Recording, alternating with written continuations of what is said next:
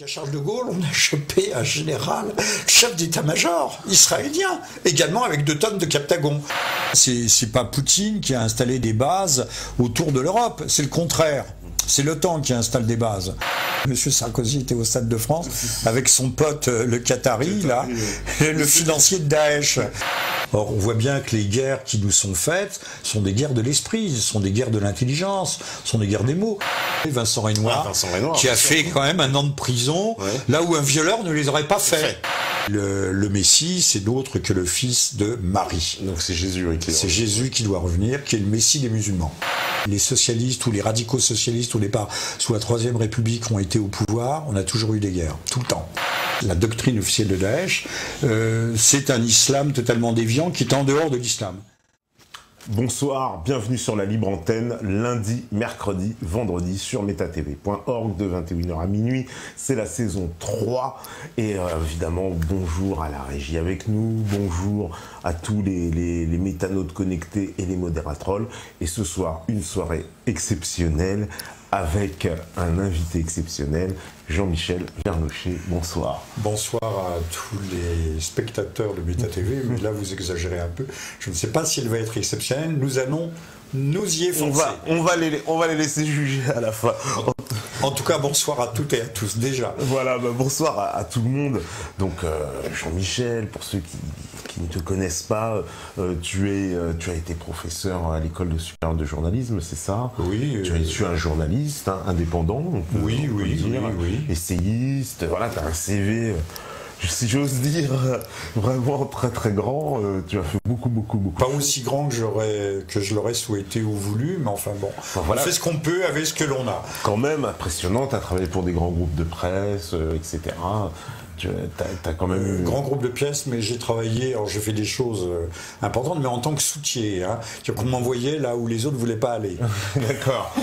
Ce qui est assez en plus intéressant, c'est parce que j'ai appris que quand tu étais justement à l'école de journalisme, tu apprenais aux journalistes une matière très particulière, c'était de les informer sur la façon dont l'État, la propagande pouvait s'emparer. Je crois que j'ai créé peut-être en France, sauf erreur, le premier cours sur les questions de désinformation. À un moment donné où l'Empire soviétique est s'écroulant, on pensait que la désinformation était une page d'histoire tournée définitivement, mais en fait les Américains ont embrayé, ils ont embrayé à la vitesse centuple.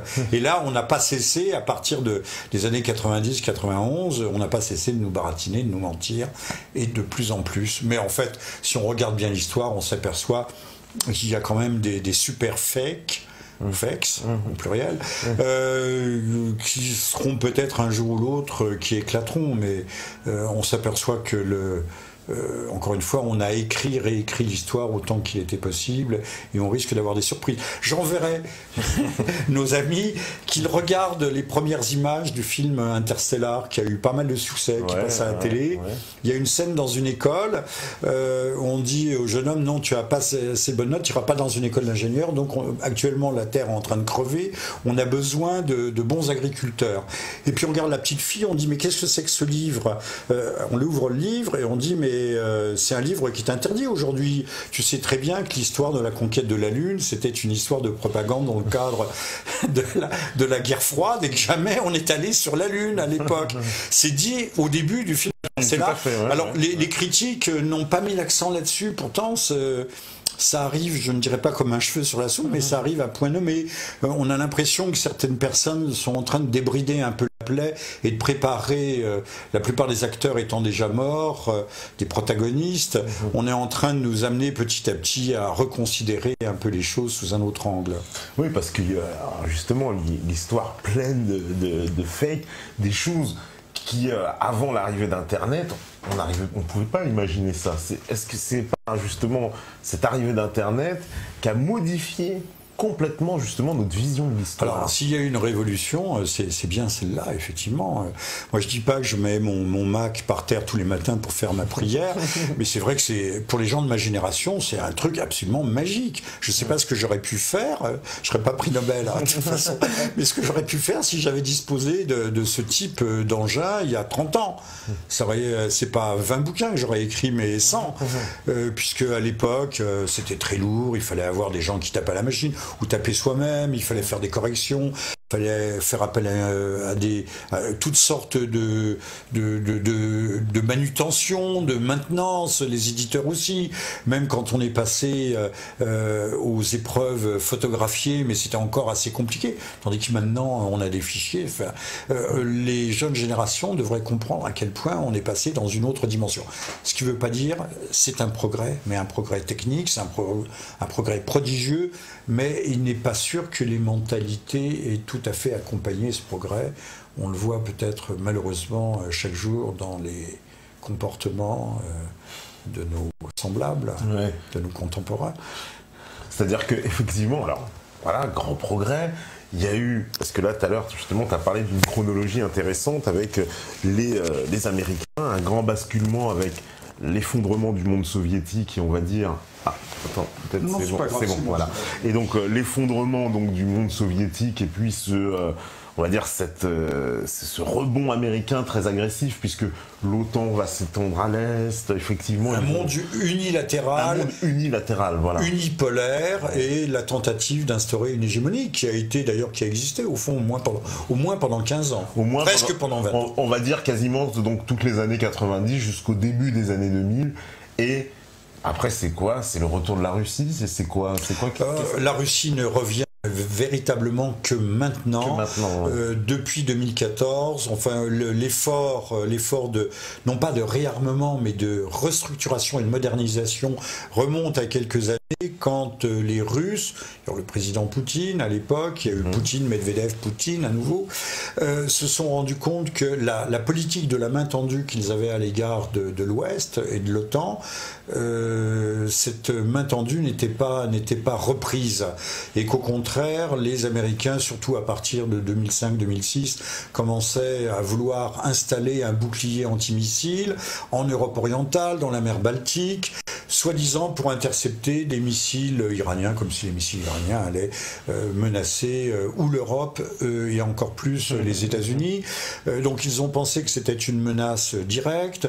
Quand à partir de 2004, l'OTAN s'est étendue vers l'Est avec les nouvelles adhésions à l'Union européenne, mais d'abord à l'OTAN.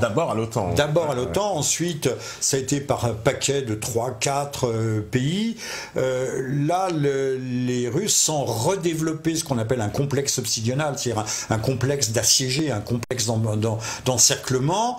On commençait à considérer que la coupe était pleine et qu'ils étaient menacés directement à leurs frontières. Et quand je dis menacés, c'est vrai que tout cela s'inscrit dans une politique qui est bien connue, qui est la politique de ce qu'on appelle d'endiguement.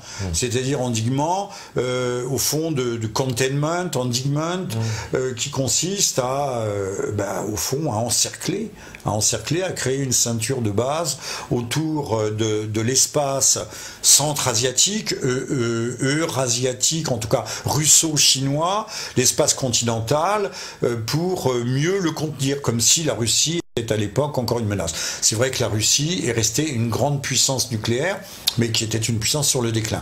Et là, avec le dernier épisode depuis le 30 septembre, je m'arrête ici, on vient de découvrir que la Russie avait récupéré certainement une suprématie conventionnelle, la guerre sur le terrain, ces chasseurs-bombardiers, aujourd'hui sont surclasse, ou au moins sont à la hauteur des meilleurs appareils américains.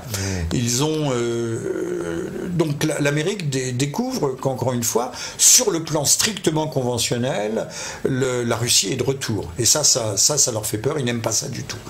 Parce que justement, la Russie presque surpasse les États-Unis sur ce plan de cette guerre conventionnelle. Ça, c'est ce qui a été remarqué par tous les observateurs, puisque en Syrie même, alors justement depuis cette intervention russes en Syrie, on voit bien que l'Occident, ils paraissent presque un peu désemparés. Je sais pas, nos dirigeants... Ils le sont vraiment, ils sont vraiment désemparés. Ils n'attendaient pas la Russie là.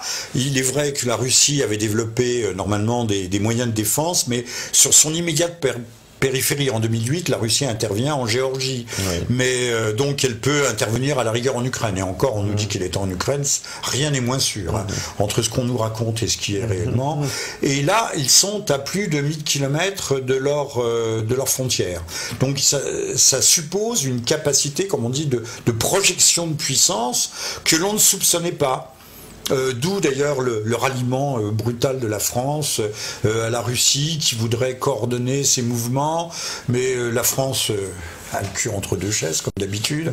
C'est le cul entre deux chaises, allié aux Américains, aux Britanniques, et en même temps essayant de faire les yeux doux à la Russie. C'est vrai que Monsieur Hollande, pour le coup, a été très désemparé par l'affaire inutile de le soupçonner d'avoir trempé dans l'affaire du 13 novembre. Je pense qu'ils ont été pris de court, ils ne s'y attendaient pas.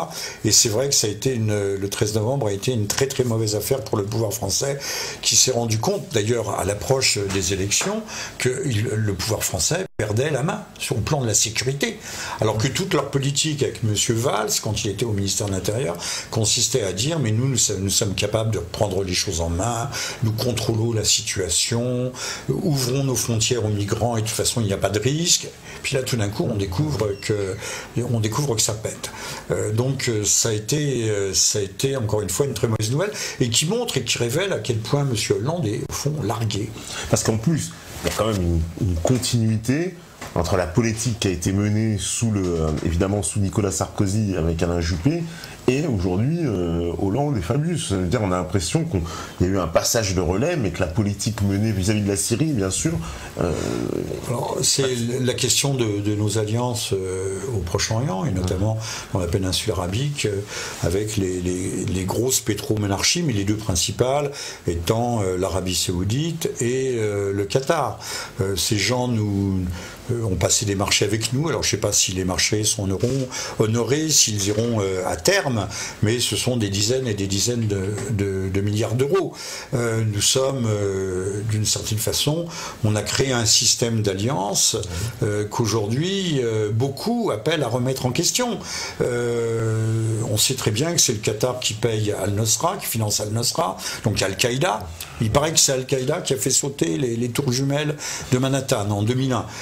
Maintenant, ils font du bon boulot, hein, si j'en crois le ministre des Affaires étrangères. Et les Américains les arment, les soutiennent, éventuellement d'ailleurs les encadrent, leur envoient des conseillers. La Jordanie, alors ne parlons pas de la Turquie.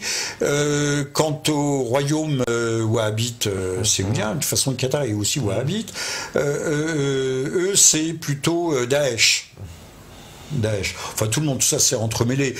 Il faut bien penser qu'entre Al-Nosra, Daesh et même l'armée syrienne libre, qui sont soi-disant des terroristes modérés, toujours selon M. Fabius, les distinctions sont assez faibles. Souvent, ils sont rivaux. C'est vrai que ces groupes, entre eux, s'affrontent. Parfois s'entretuent. Mais au fond, ils représentent une même idéologie. C'est comme des gangs mafieux qui se fracassent les uns les autres, mais parce qu'ils ont la même soif et le même objectif de pouvoir. Quelque part, ils partagent un objectif commun, en tout cas, ils ont un objectif commun, ils ont un intérêt commun quand même. Et le rôle, alors justement, c'est ça. Mais ils ont également, eux-mêmes, excuse-moi, ils ont également des parrains qui sont, l'un c'est la Turquie, l'autre c'est... Donc ils ont chacun, comme on dit aujourd'hui, leur agenda. Donc on tire un peu la couverture vers soi, c'est ça? Voilà, donc... mais il faut bien comprendre que ces groupes ne sont que des mercenaires, des exécutants, le cas échéant même des zombies, ceux qui viennent se faire sauter relèvent de la catégorie zombie.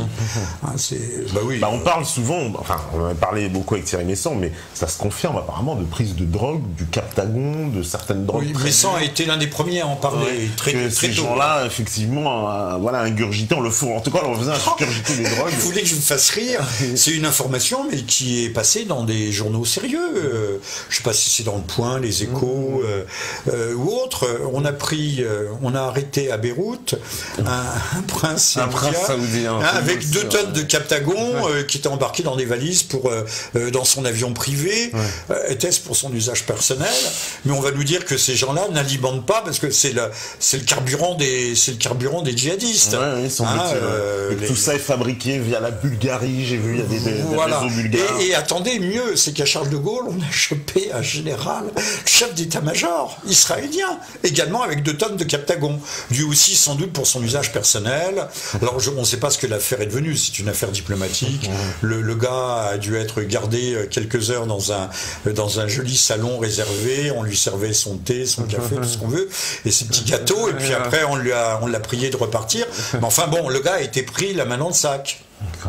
Donc ça, ce sont des choses quand même. Ce sont des faits. Ce sont des faits et qui démontrent qu'il y a une véritable un peu schizophrénie de nos dirigeants en Europe sur le fait que d'un côté, tout le monde. Un peu. Oui, un peu. Oui, je le retire. D'un côté, ils prétendent combattre Daesh, combattre le terrorisme, etc. On fait des beaux discours, et puis de l'autre côté, on a l'impression qu'on Alors, hier soir, c'était la soirée. Puisque vous me tendez la perche, c'est qu'à le dire.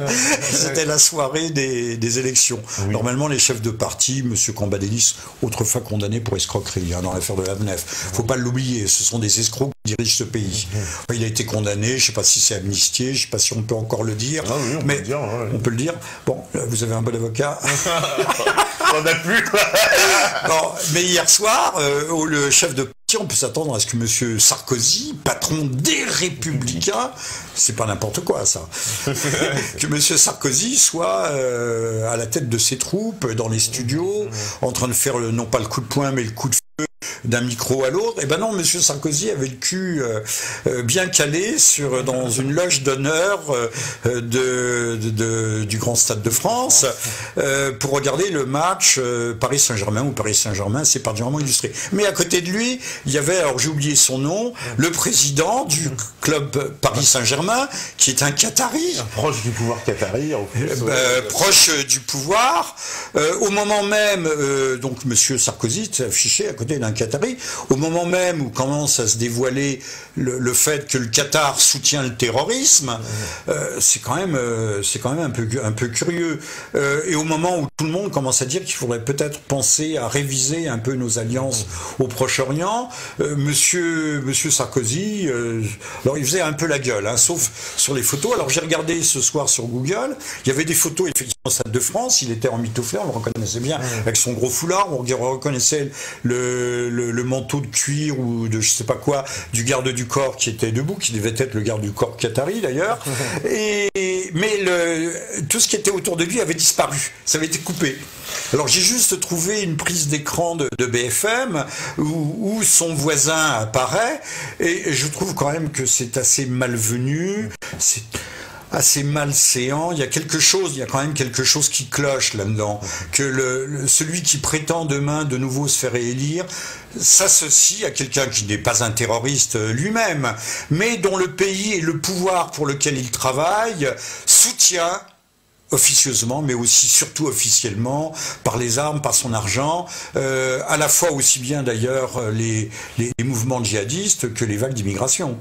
Il faut quand même avoir le courage de le dire, j'espère ne choquer personne en disant que soit c'est M. Soros, le fameux financier anglo-américain, qui avec l'Open Society Foundation finance chacun, un par un, la plupart des migrants, à hauteur de $10 000. Parce que c'est ce que coûte à peu près le transfert entre les multiples intermédiaires, les $10 000. Je pèse mon chiffre. Parfois c'est moins, parfois ça peut être plus, tout dépend d'où ils viennent. Et également le Qatar. Ces gens financent les vagues d'immigration qui vont fiche le bordel un peu partout en Europe, pas seulement en France. En France, on est même plutôt épargné. Alors, à croire que ces gens voudraient nous installer aussi la guerre civile, ou en tout cas on pousse, parce que d'un côté il y a les forces anti-arabophobes, islamophobes qui sont largement entretenues, et puis de l'autre côté on pousse des vagues d'immigration, à croire qu'on a envie de déstabiliser complètement cette malheureuse Europe qui est déjà pourtant fort mal en point. Alors c'est-à-dire, est-ce qu'en plus on peut craindre que dans justement ces vagues d'immigration il y ait des éléments justement de Daesh, l'État islamique qui les chiffres ont été avancés dès cet été. Hein. C'était de l'ordre de 2000, 3000, plutôt 4000. On l'a vu. Là, il y a des à Beyrouth. Bonne information. Vous achetez un faux passeport syrien, mais un vrai faux passeport. Donc parfait. Hein, pour $50. D'accord.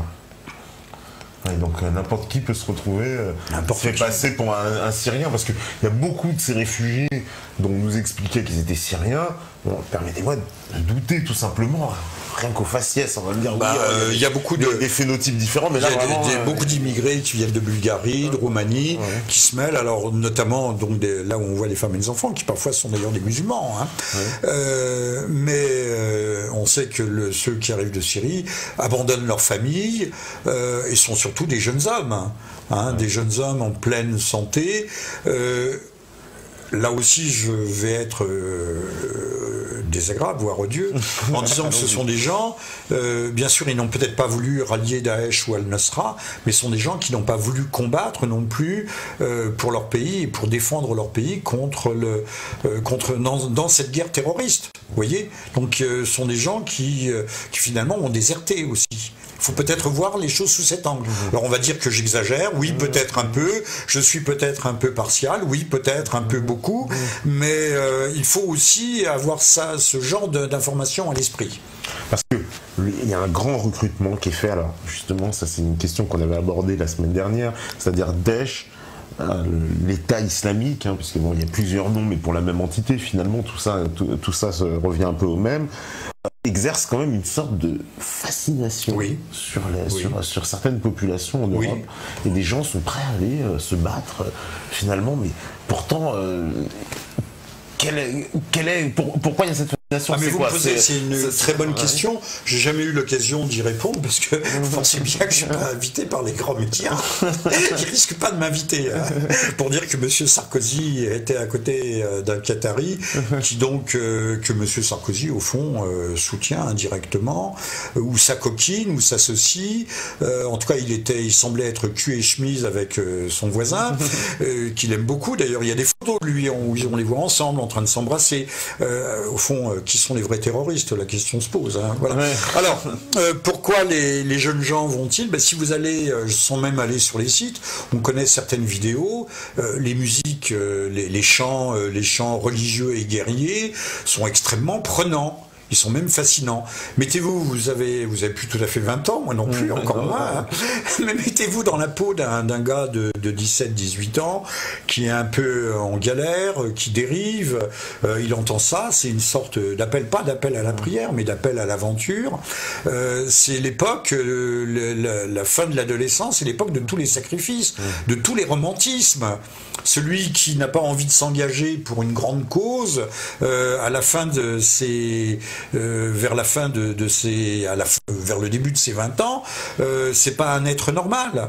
Donc on leur promet là aussi l'exaltation. Alors parce qu'il y a des tarés aussi dans le lot, on va leur donner le droit de tuer au nom de Dieu. Formidable. C'est un peu facile. Formidable. Non, mais pour les autres, alors tout se mêle. On combat à la fois le système, on combat l'Amérique, on combat le capitalisme, on combat la pornographie. Il y a Dieu qui vous promet le paradis, puis surtout la camaraderie de combat. Il y a pas 100 nationalités, mais on dit 85, donc presque 100. Ça arrive de tous les côtés. Et il y a toute la jeunesse déshéritée du monde. Pensez, vous êtes un jeune Tunisien, vous arrivez à 25, 26 ans, vous n'avez aucun espoir de vous marier, parce que vous n'avez pas un revenu suffisant. Ce sont des pays où il faut un peu d'argent pour se marier. Hein. Tout le monde sait ça. Un jeune Égyptien, encore il n'y a pas beaucoup d'Égyptiens, ne parlons pas du Yémen en guerre, ou un Somalien. Au fond, là-bas, au début, il fallait payer quand même sa calage, il fallait payer son billet, mais maintenant, il y a de l'argent qui arrive.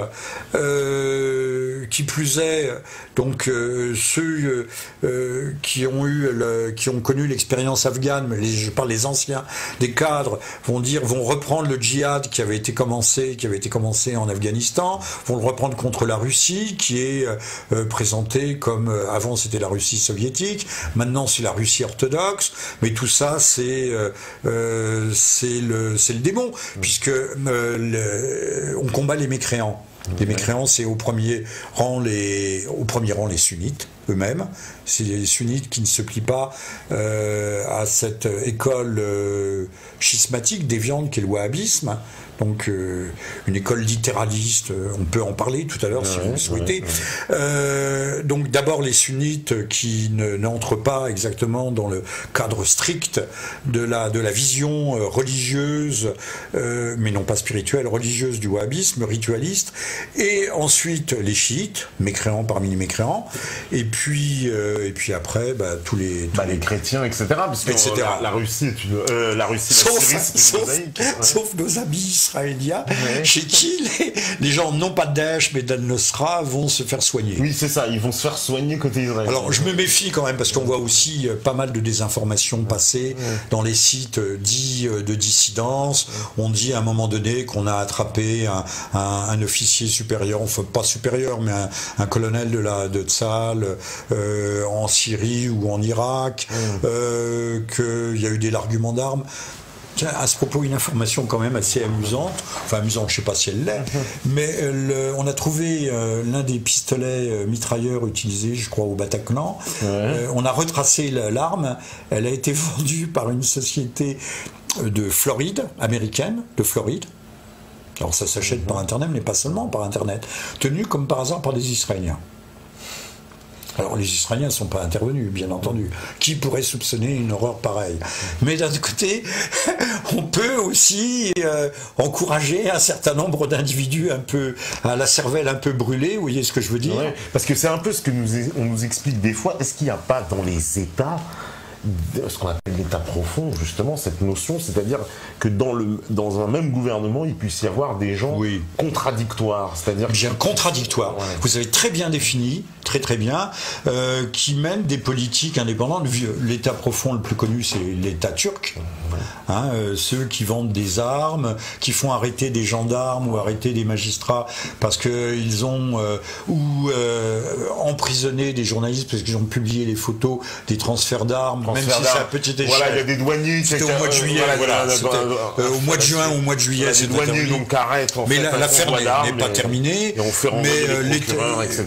Peut-être y a-t-il aujourd'hui un état profond en France. Peut-être. Des mouvements dissidents, en tout cas aux États-Unis, c'est de plus en plus certain. Beaucoup se sont interrogés sur le rôle d'un État profond dans les affaires du 11 septembre 2001. On sait qu'il y a au Pentagone ou au département d'État de hauts personnages qui mènent leur propre politique. On sait que la CIA aussi a ses propres sources de financement et peut échapper à la tutelle du pouvoir, j'allais dire du pouvoir présidentiel, c'est le pouvoir central. Tout ne remonte pas jusqu'au président et il y a des échelons dotés d'une certaine autonomie. Je donnerai un exemple du temps des talibans en Afghanistan. Le Mollah Omar, c'est pas le Mollah Omar, c'est Mollah Omar, avait lancé une fatwa qui avait bloqué la production d'opium. En l'espace d'un an ou deux, l'opium était passé de 1200 tonnes. La dernière année, en 2001, la production d'opium était de 180 tonnes. 180. 3 ou 4 ans après la conquête par les États-Unis, on était à 2000-2500 tonnes d'opium. Cet opium passe sous forme d'héroïne à travers l'Iran, mais plus encore par la Russie, où elle fait des ravages, 30 000 morts par an. Et on sait qu'elle arrive jusqu'en Europe. Alors, on ne va pas refaire le détail du dossier, mais on sait très bien que c'est l'un des moyens de financement clandestin de la CIA, comme il y a eu l'héroïne et l'opium du Triangle d'Or, donc chez les Karen, en Birmanie, au moment de la guerre du Vietnam, fameuse, tout le monde a en mémoire les avions blancs d'Air américains qui transportaient, et puis même topo, même schéma, avec les cartels de la drogue, là c'est de la cocaïne colombienne. bien. En Amérique du Sud. En Amérique du Sud. On retrouve à peu près les mêmes schémas, c'est-à-dire les financements occultes. Même si on n'a pas les preuves, il y en a. Il y a des gens qui ont les preuves, qui ont le dossier, mais là, il y a suffisamment aujourd'hui de présomptions, de faits concordants pour qu'on puisse dire ce genre de choses sans risque de se ridiculiser totalement. Oui, parce que ça c'est quelque chose, oui, effectivement, qui a été mentionné plusieurs fois, l'augmentation exponentielle de la production de drogue depuis l'invasion américaine. Donc les talibans, en fait, ce qu'on ne dit pas, c'est que les talibans, les braves mecs, non, mais qui étaient en fait, les talibans sont les Pashtuns, c'est l'ethnie Pashtun, pensaient qu'il y a un truc, c'était à être reconnu par la communauté internationale, à normaliser leurs relations au moment où on est venu les matraquer. Il faut le dire, il faut le dire. Quand on dit les talibans, c'est on fait la guerre à l'ethnie Pashtun. Et puis il y a eu, alors, parce que juste avant cette guerre d'Afghanistan, on a connu un certain nombre de faits qui, on va dire, qui visaient l'État afghan pour on va dire, le décrédibiliser de façon internationale. On a vu ces images de cette femme abattue dans le stade. Ah, vous faites bien de me parler de ça. Rappelons-nous de ça. Là, on va faire un petit flashback parce que j'ai l'impression que ça nous a préparé à la guerre d'Afghanistan, parce que on nous a quand même mis toutes ces images dans la tête, et c'était avant 2001, et ça a quand même contribué à se dire, c'est ce régime-là, finalement, il y a dégager, quoi. Un grand journaliste américain, un gars qui avait travaillé pour CNN, ou qui travaillait pour CNN, qui a été l'un des derniers à rencontrer Ben Laden. Il a écrit un livre, et il dit, mais moi j'ai parcouru tout l'Afghanistan, donc j'ai vu partout des stades de foot, et j'ai toujours vu des gens qui jouaient au foot sur les stades de foot, et jamais d'exécution.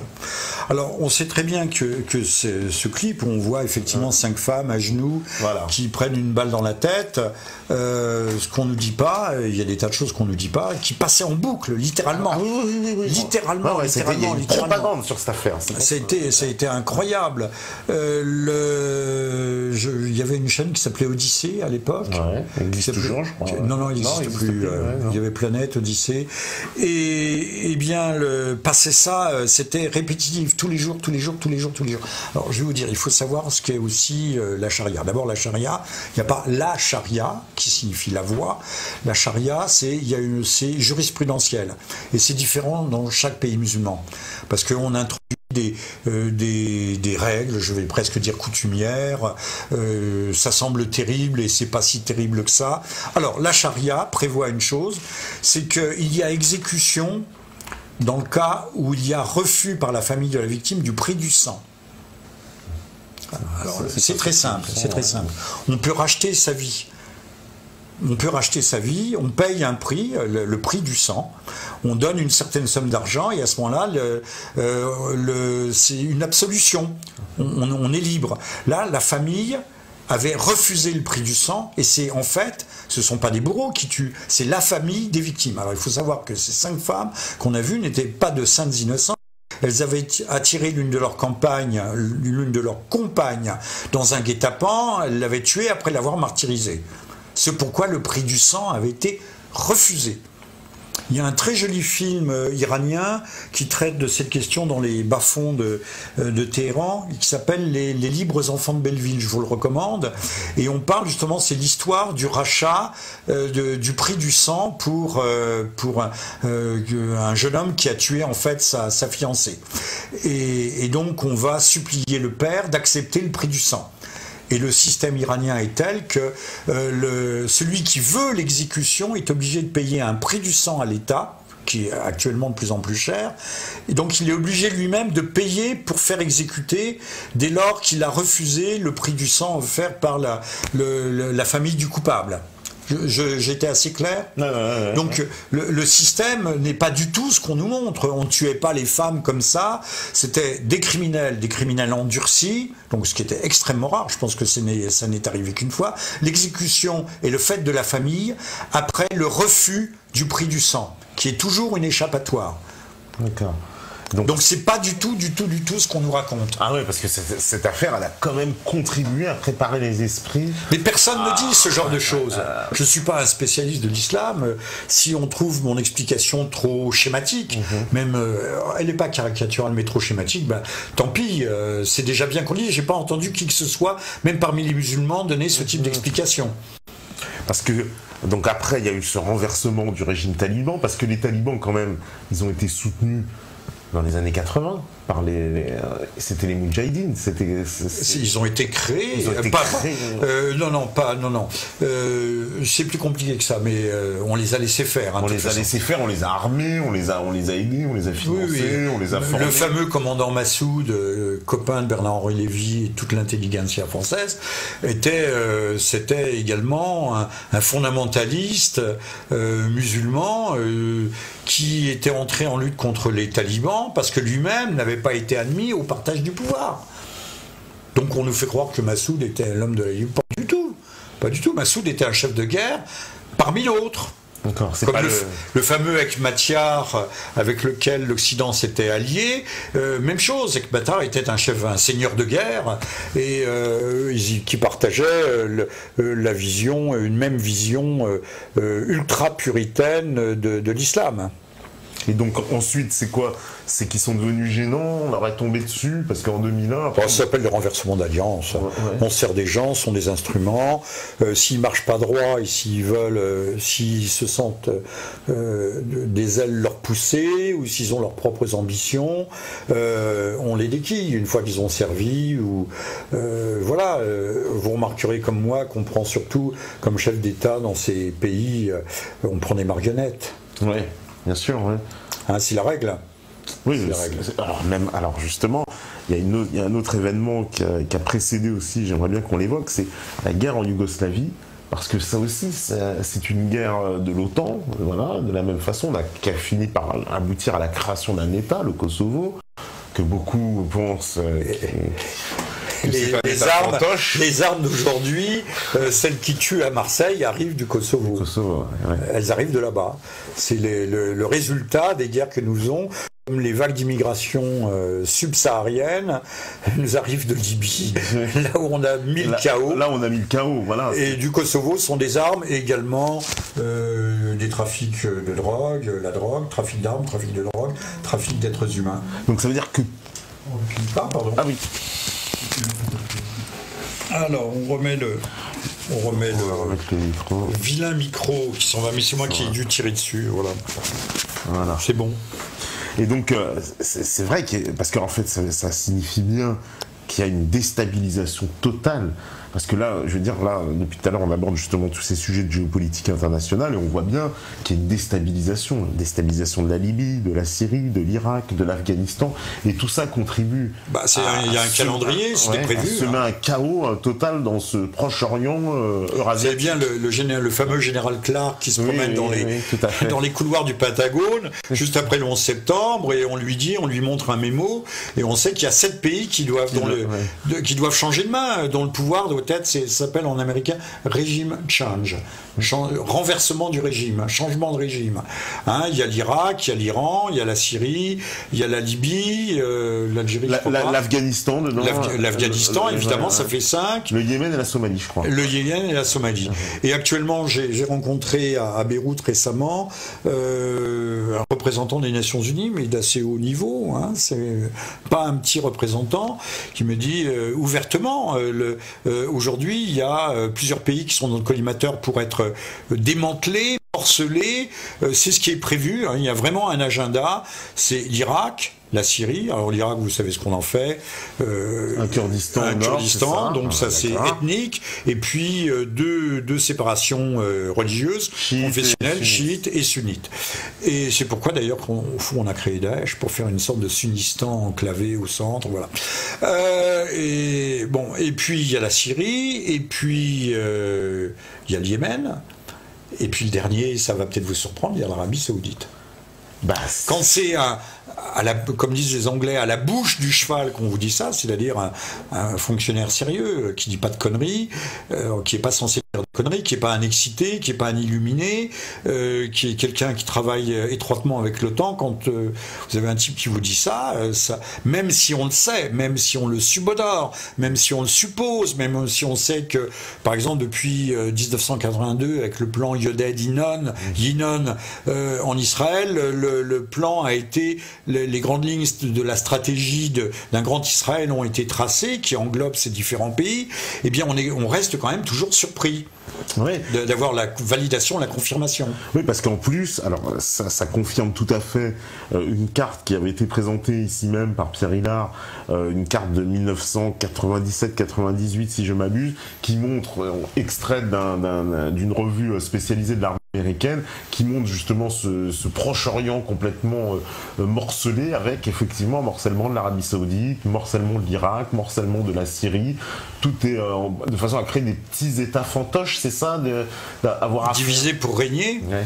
Et si vous rajoutez ou diviser pour régner l'ordo ab chaos, l'ordre par le chaos, vous semez le chaos. Au début, en 2003, je me suis dit, l'armée américaine était franchement cocu.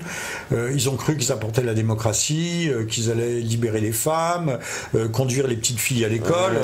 Tout existait déjà dans l'Irak de Saddam. Mais je dis que l'armée a été cocu parce qu'elle pensait vraiment que ce pays connaissait un déficit profond de démocratie. C'était pas une démocratie, c'était une dictature. Certes, c'est une dictature, mais les gens étaient libres d'entrer et de sortir. Il suffisait de ne pas dire du mal du pouvoir et vous faisiez ce que vous vouliez. J'avais un ami originaire d'Alexandrie en Égypte qui me dit mais pas du tout, Jean-Michel, tu te trompes complètement. Ce qu'ils veulent, c'est le chaos. Alors tous les Américains ne voulaient pas le chaos, c'est là où intervient l'État profond. Mais on sait qu'il y a par exemple, il y avait cette fondation pour un nouveau siècle américain, avec un dénommé Michael Lydon, qui était un agent reconnu du Mossad, qui avait participé apparemment, je crois que c'est sur sa fiche wiki en anglais et en français, qui avait participé à la fameuse stratégie de la tension en Italie, durant les années de plomb, l'attentat de la gare de Bologne, où il y avait eu 80 morts, etc. Les armées secrètes Le Michael Lydon en question avait développé une stratégie du chaos constructif. Et là, vous voyez, le serpent s'est rattrapé, se mord la queue. Le chaos est un moyen de gouverner. Or, on s'aperçoit qu'aujourd'hui, à l'extérieur des frontières de l'État israélien, le chaos se répand. Et la Libye fait partie de la périphérie immédiate. Il y a des richesses, des ressources naturelles, des richesses énergétiques, fossiles, et des États qui ont régressé, non pas à l'âge de pierre, mais qui ont régressé de 30, 40 ans, 50 ans, qui sont aujourd'hui, qui sont des monceaux, sauf peut-être la Syrie, qui pourrait se reconstruire si tant est que nous le voulions. Oui, parce que donc il y a un objectif clair donc qui est dans l'intérêt, on va dire, d'Israël, qui est de semer donc un chaos tout autour d'elle, d'atomiser, on va dire quoi. Alors, pas seulement d'Israël. Bon, il faut parler des néo-conservateurs américains. Beaucoup ont une double nationalité, mais lorsqu'on parle de judéo-américains, il y a aussi beaucoup de chrétiens évangélistes qui pensent que Israël étant la terre promise, le jour où tout le peuple juif sera, vous voyez, il y a un côté messianique aussi qu'il ne faut pas négliger. Le jour où le peuple juif aura entièrement récupéré sa terre, la terre promise dans l'Ancien Testament, et dès la Genèse, d'ailleurs, dès le début, au tout début, à ce moment-là, le Messie pourra venir. Donc, on pourrait croire que l'Amérique est un grand pays, non pas affranchi de toute spiritualité, mais que sa spiritualité serait plus éclairée. Alors qu'on voit qu'on a affaire à une spiritualité particulièrement archaïque, pour ne pas dire primitive. On croit aux prophéties. D'ailleurs, Hollywood entretient savamment cet esprit rationnel, que ce soit avec les loups-garous, les vampires, les extraterrestres, les démons de la nuit, tout ce que vous voulez. Il y a une culture de l'imaginaire collectif américain qui est profondément imprégnée de cet irrationnel. Ce qui explique aussi la malléabilité, le fait qu'on puisse manipuler à volonté les opinions publiques, puisqu'ils sont amplement préparés par la pâture culturelle qui leur est délivrée. Moi-même, j'échappe pas à la règle. Je regarde des films américains. Je suis pas indemne. Bien sûr, on est tous touchés. Voilà. Tous n'en mourraient pas, mais tous étaient atteints. Et donc, parce que ça veut dire qu'une fois qu'on aura donc atomisé ces États, créé un espèce de chaos généralisé, est-ce que aussi il n'y a pas une volonté, parce que par rapport aux événements qui sont déroulés à Paris, d'insuffler ce chaos vers l'Europe aussi un peu. Alors c'est ce que je disais tout à l'heure avec ces vagues d'immigration qui sont, j'allais dire une horreur. Devant je me retiens, mais on croyait que pour envahir et occuper un pays, il suffisait d'arriver avec des chars, des avions de combat. Mais pas du tout. Aujourd'hui, il suffit d'arriver avec une valise. Mais comment donner du travail à tous ces gens? Moi, je veux bien qu'on donne du travail aux migrants, mais dans un pays où déjà, officiellement, il y a, je parle de la France, 3 millions de chômeurs. Officieusement, on est à 5-6, voilà. 5-6, largement. Alors, même la rhétorique de dire ils acceptent du travail dont les Français ne veulent plus. Même ça, c'est en train de tomber. Même les gens de gauche n'osent plus tenir ce type de langage. Mais on sait très bien qu'on sera comme en Allemagne. On va les payer à quoi? À 2 euros de l'heure, à 3 euros de l'heure.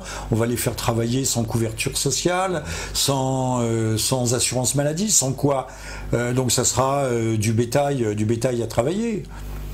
Et ces gens seront inintégrables et inassimilables, où ils ne trouveront pas du tout de travail, et ils seront à charge du contribuable. Et tout ça va contribuer à quand même, on va dire, augmenter les tensions communautaires. C'est ce que je disais.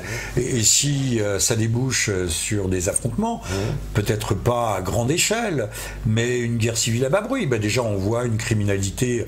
Regardez, ils s'entretuent entre eux. Ils se font même griller, le cas échéant, à Marseille. Parce qu'on ne nous dit pas tout. Ils font des barbecues, vous le savez. Oui, bien sûr. Oui, voilà, vous êtes au courant, ils font des barbecues. C'est sympa. Ce sont quand même pas des mœurs de chez nous. Une balle dans la tête, c'est déjà pas bien, mais faire griller un type, c'est pas splendide.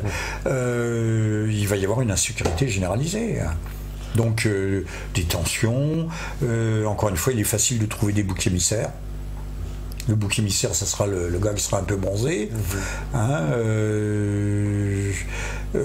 Alors les autres diront non, pas de racisme, pas de ceci, pas de cela, mais c'est eux qui l'auront créé aussi. Vous voyez ce que je veux dire? Bien sûr. Ceux qui dénoncent le racisme, c'est ceux qui, au fond, le fabriquent. Oui, bien sûr. Parce que de toute façon, c'est une espèce de schizophrénie d'encourager. Schizophrénie, c'est un grand mot. L'immigration d'un côté, dire qu'il faut accueillir tous les migrants, etc.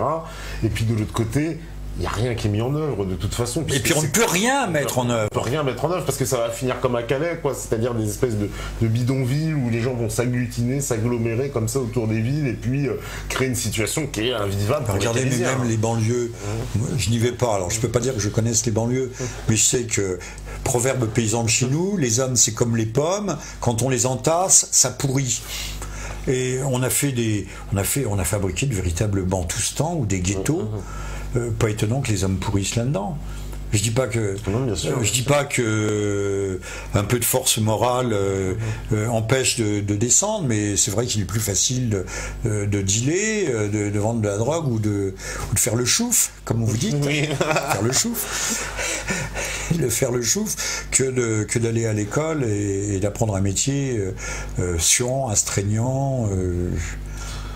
Parce que là, justement, on va dire, on envisage tout ça justement d'une politique globale. Alors, créer le chaos en Europe, c'est quoi? Est-ce que c'est une façon pour, on va dire, les forces que je nommerais américaines, on va dire, en tout cas états-uniennes, de nous mettre sous leur parapluie? Nous avons des gens qui sont des messianistes. Vous avez le droit de dire, et je pense qu'on peut le dire, on parle bien de judéo-chrétiens. Et bien il faut dire les judéo-protestants, qui sont ceux qui sont à la manœuvre pour créer un ordre mondial, une gouvernance mondiale, où tout sera radieux. Enfin, c'est ce qu'on nous a promis. C'est ce que Lénine avait promis aux Russes avant de les massacrer ou de les faire se massacrer. Parce qu'on nous parle toujours de Staline, mais il faut voir ce qui s'est passé entre 1918 très exactement et 1921. Ça a été affreux, n'en parlons pas. Mais ça, si vous remarquerez, c'est toujours passé sous silence. Toujours. Eh bien, monsieur Attali, d'ailleurs, conseiller de monsieur Sarkozy, il avait même été conseiller de monsieur Mitterrand. Ensuite, il avait dû aussi conseiller en sous-main peut-être un petit peu monsieur Chirac, pourquoi pas. Conseiller de monsieur Hollande nous dit, sagement, il y a la vidéo, vous pouvez la trouver, vous pouvez l'intégrer dans une de vos... Tout le monde la connaît, il dit, je ne sais pas si ça sera avant ou après la Troisième Guerre mondiale, ce sont textuellement ses mots, son propos, mais la gouvernance mondiale, nous l'aurons. Ah oui. Avant ou après. Donc pour lui, le chaos généralisé, la révolution mondiale, on va l'avoir. Donc c'est la guerre mondiale, et on aura une gouvernance mondiale. Voilà, l'objectif est défini, il est tracé, on le connaît, il est clair, il est simple. Donc il y a à l'œuvre cette espèce de vision messianiste. Alors là, c'est pas le retour du Messie, mais c'est l'accomplissement du bonheur universel. Mais on n'a pas réussi à faire le bonheur pour tous les peuples d'Europe avec Bruxelles. On est même très loin du compte. Imaginez à l'échelle planétaire. Oui, mais alors, justement, parce que il y a un rôle, il y a un homme dans ce jeu, on va dire, d'échiquier mondial. On l'a évoqué tout à l'heure, c'est Poutine, donc le président russe. Beaucoup disent justement qu'il appartiendrait à ce jeu mondial, et d'autres nous disent non, il ne joue pas le jeu du monde. Il fait ce qu'il peut. Il fait ce qu'il peut. C'est ni le grand monstre qui envoie ses troupes dans le Donbass, au nord-est de l'Ukraine. Y a-t-il même eu jamais des troupes russes? Oui, il y a des Russes, ça c'est sûr, qui viennent d'eux-mêmes. Ou oui, il y a des volontaires, c'est certain, il doit y en avoir. Mais pas ce que l'on nous a raconté. Est-ce véritablement l'homme qui veut tout dévorer? Ben non. On voit bien, c'est pas Poutine qui a installé des bases autour de l'Europe, c'est le contraire. C'est l'OTAN qui installe des bases. Non, mais vous voyez comment on inverse aussi la réalité, comment on inverse la culpabilité, comment on renverse les preuves. Poutine est un pragmatique, c'est pas un démiurge, c'est un chef d'État qui doit gérer des situations extrêmement difficiles. C'est certainement pas un foudre de guerre, mais c'est quelqu'un qui voudrait bien que tout ça se calme, qui a d'ailleurs un très bon, avec Sergueï Lavrov, un très bon ministre des Affaires étrangères. Il faut savoir que Lavrov a un père arménien, donc ce sont des gens qui sont des Byzantins, qui ont l'habitude, ils sont extrêmement patients, mais je pense que les Russes sont excellents dans la défensive, et là vont nous en administrer la preuve en Syrie. Je prendrai un exemple, le bombardier Sukhoi 24 qui a été abattu, ça leur est resté en travers de la gorge. Quelques jours après, ils débarquaient leur système S-400 Triomphe, qui ont créé de fait une zone d'interdiction aérienne par la Russie. Donc s'il y a des avions alliés qui survolent, enfin alliés de la coalition arabo-américaine qui survolent la Syrie, c'est parce que les Russes le veulent bien. En plus, ils sont obligés de demander l'autorisation de la Russie. Sans doute, ça la presse ne le dit pas. On se demande ce que nous dit la presse d'ailleurs. Hein, elle nous dit-elle que M. Sarkozy était au Stade de France avec son pote le Qatari, là, le financier de Daesh. C'est vrai que cette presse, justement... C'est extraordinaire. Non mais ça, c'est vraiment une énorme info. Patrick, oui. tu peux envoyer la pause? D'accord, ok. Bah écoutez, on me demande d'envoyer la pause, donc on va faire une petite pause et puis on revient juste après, il y aura un problème de son. A tout de suite, à vous la